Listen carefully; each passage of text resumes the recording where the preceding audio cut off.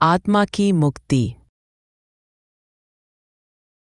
भारत के गांव हमेशा से रहस्यमयी कहानियों के लिए मशहूर रहे हैं।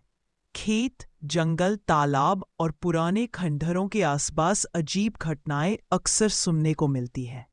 यह कहानी भी एक ऐसे ही किसान और भूत की है, जिसमें डर भी है और सीख भी। यह कहानी मध्य प्रदेश के एक छोटे से गांव की है। गांव का नाम था रामगढ़। यहाँ के लोग मेहनती और सरल स्वभाव के थे। इसी गांव में एक किसान रहता था, जिसका नाम था गंगाराम। गंगाराम बहुत ईमानदार, सीधा सादा और मेहनती इंसान था। उसके पास थोड़ी सी जमीन थी जिस पर वह खेती करता था। गंगाराम के खेत गांव से थोड़ी दूर जंगल के किनारे पर थे। वहां दिन में तो चहल पहल रहती थी, पर रात को अंधेरा छा जाने के बाद लोग उस ओर जाने से कतराते थे। गांव में यह अफवाह थी कि खेतों और जंगल के बीच वाले तालाब के पास एक भूतनी भटकती है। कई लोगों ने दावा किया था कि उन्होंने रात में वहां सफेद साया देखा है, लेकिन गंगाराम इन बातों को अंधविश्वास समझता था। एक बार बरसात बहुत कम हुई, खेतों में पानी की कमी हो गई। गंगाराम परेशान हो गया कि फसल कैसे बचेगी। पानी का एकमात्र जरिया वही तालाब था, जिसके बारे में भूतनी की कहानियां सुनाई जाती थीं। एक रात गंगाराम ने सोचा, अगर तालाब से पानी नहीं लाया तो फसल सूख जाएगी। डर की वजह से खेती नहीं छोड़ी जा सकती। वह आधी रात में बैल और बैलगाड़ी लेकर तालाब की ओर निकल पड़ा।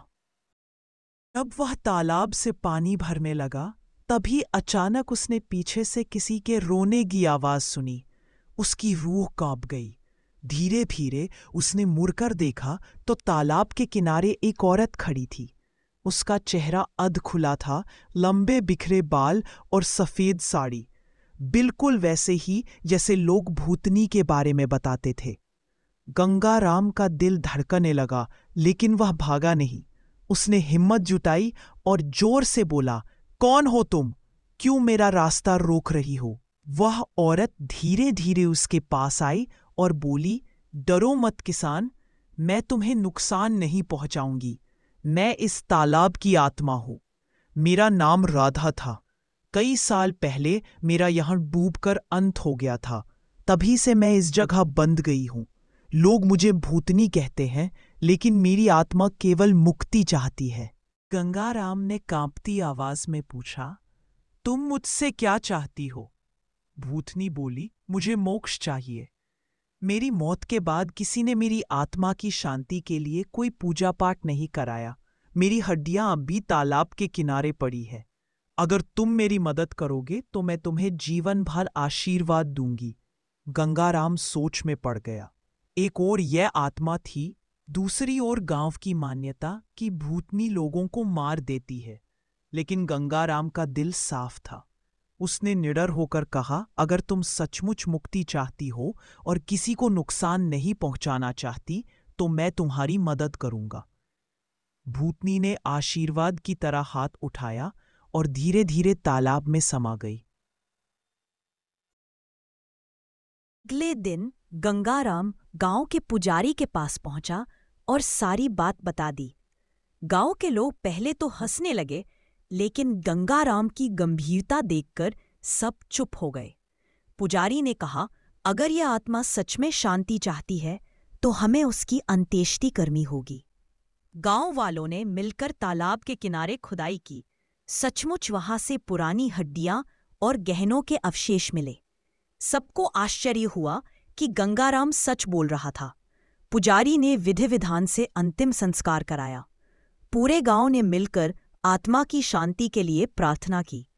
उस रात गंगाराम जब अपने खेत में सो रहा था तो सपने में वही भूतनी आई, लेकिन इस बार उसका चेहरा उज्जवल और शांत था। वह बोली, किसान, तुमने मेरी आत्मा को मुक्त कर दिया।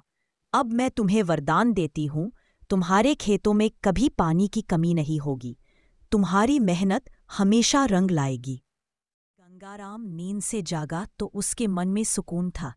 धीरे धीरे गंगाराम के खेत हरे भरे रहने लगे। जहां और किसानों की फसल सूख जाती, वहां गंगाराम की फसल लहलहाती।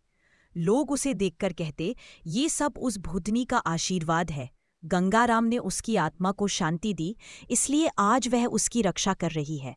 गांव के लोग अब तालाब से डरते नहीं थे। वे समझ गए कि आत्माएं बुरी नहीं होती। अगर उनका सम्मान किया जाए तो वे आशीर्वाद भी दे सकती है। ये कहानी आपको कैसी लगी कमेंट में जरूर बताएं। हमारी और भी इंटरेस्टिंग स्टोरी देखने के लिए हमारे चैनल द हॉरर को सब्सक्राइब करें। Thanks for watching.